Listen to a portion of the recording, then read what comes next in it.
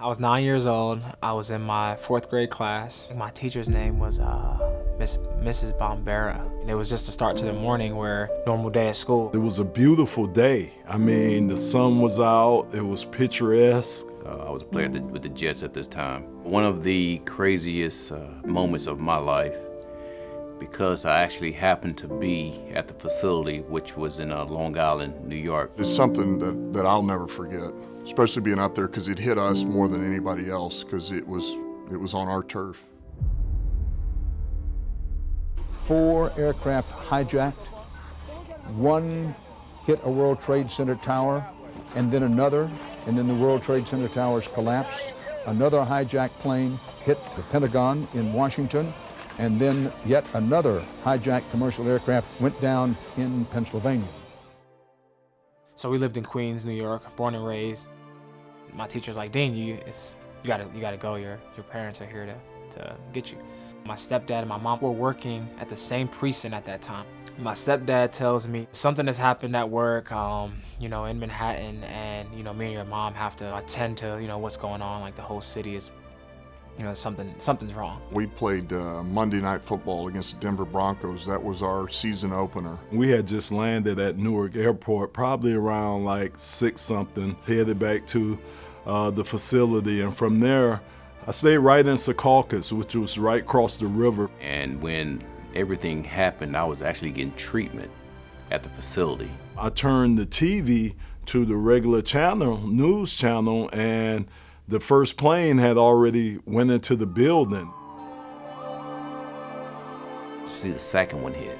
I think we all at the facility were speechless at the time. I opened my curtains and my windows, and I could see a little smoke coming from the tower. And from that point on, I just stood there at my window and watched the first tower collapse. I'm 9 years old, and I remember looking at the TV, and they're saying that the Twin Towers were hit. And at that time, I was just like, oh, well, my mom's a cop, my stepdad's a cop. They're down there helping people is what they're supposed to do. And from that point, once the first tower collapsed, it was just smoke. You couldn't see anything then. The whole city skyline was just gone. And I just remember we thought we were under attack. There were F-16s flying eye level for where we were at. They were coming down George Washington Bridge and then flying over the Lincoln Tunnel. I was able to come in my neighbor's house, and he had the tallest house on the block. There was just like a dark dust cloud. You couldn't even see the Empire State Building anymore. Even though you saw what happened, you still don't know what was happening. So it was just like traumatizing to all of us. My stepdad and mom went to work every day as police officers, take bad guys away, and help people that were in need. It felt like they were gone all day, all night, and then they came back the next day. But they told me that they didn't come home for about 3 days. The whole city of New York was in a really bad place that week. About 2 days after the fact, we actually went down to the site to help. We were just trying to deliver food, supplies, water to all the first responders. And we went down there to help and whatnot, to talk to some of the families. That was the part that really got to me. I mean, look at these family members. I mean, they're hoping and wishing and praying that their family members are gonna come out of this whole deal. It's tough. It was a tough view, and then when you see all that steel and rubble and the thought of knowing that there's people under there, that's a hard pill to swallow. We went through sadness, we went through grief. I don't think anybody was thinking about football at that point. And I was the first one that stood up when the coaches asked, what do you want to do? Like, there's no way. When you think about this, forfeit a football game or someone's life, it makes it pretty simple. It was even tough, the following week when we did resume play. The coolest thing that ever happened was that we go to Kansas City the next week, and when they announced us, we got a standing ovation. I mean, they cheered for us like we were the home team. My stepdad is a big Jets fan growing up, so I remember that weekend when we were watching football and stuff. The hardest thing about that game was the national anthem. To stand there at the national anthem, going back to our country, I don't think it was a dry eye in that building. I'm talking about players, coaches, fans. It gave me a sense of pride. to know that, you know what, this country stands for something, and we're willing to fight for it.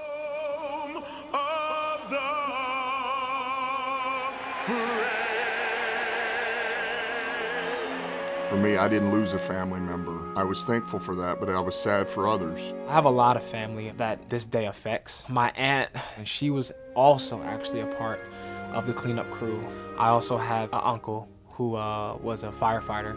It was his anniversary on 9/11. He left, he did like, I think nights into mornings. He left work early to get ready for his anniversary, and he was the only one that didn't die. He feels like he should have been there. My third cousin, who actually died in the tower, he was also a part of the FDNY. But 20 years later, from my mom's perspective and my stepdad's perspective, they have so much pride, and the best came out in them when they had to perform under those horrific lights. Those men and women, I mean, they laid it on the line. And they weren't doing it to get credit. They weren't doing it so everybody would say something about them. They were doing it to save lives. You know, you had those guys going up in the towers, when people were trying to get out of the towers. The level of respect that I give these guys for going out and risking their lives every single day is on another level. I get chills when I talk about it because when you're from New York City, you have so much pride. I wanted my city to be proud of who we were. We were there, we were part of that fabric, the sense of pride that we need to bring to the fans of New York. Every single time I go back, you gotta take that bridge and you see the whole entire New York City skyline, and not to see the Twin Towers there. It just hits every single time, like those two beautiful buildings used to be there, and this really happened. So it kind of brings into perspective around this time just the level of gratitude that you develop. Whoever thought September 11, 2001, something like this would ever happen in our country?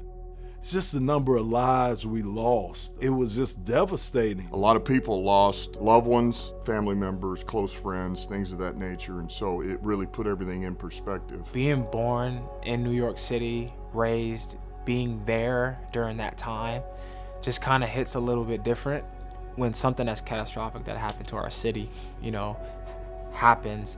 It brings a lot of people together. But after that happened, I've never seen a group of people really come together and to try to help one another, console one another, and be there for their neighbor, and that was pretty special. It just seemed like it was a tragic event, but in those, days and weeks after, it seemed like it brought everybody together.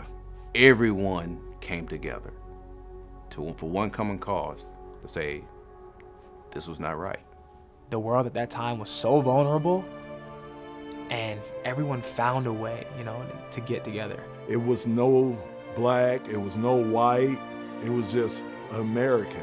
It was just human beings. It doesn't matter who you are, what religion you are, man, this is our country that you're talking about. The fact that it's been 20 years, it really is hard for me to believe. To me, it still feels like it was just yesterday. I think it's a day that changed a lot of things in America. It's a great day to remember in a horrific way, if that makes sense. It made America stronger, I think, and it made the people of America stronger. We fought through this whole deal as a country. That just lets you know exactly who we are as Americans, who we are as people, and who we should continue to strive to be. We rallied behind something that was awful, and it was devastating, and it was evil. Some of the greatest parts of humanity came out of that. And I'm thankful to God that He gave us another opportunity, and He allowed us to rally around each other.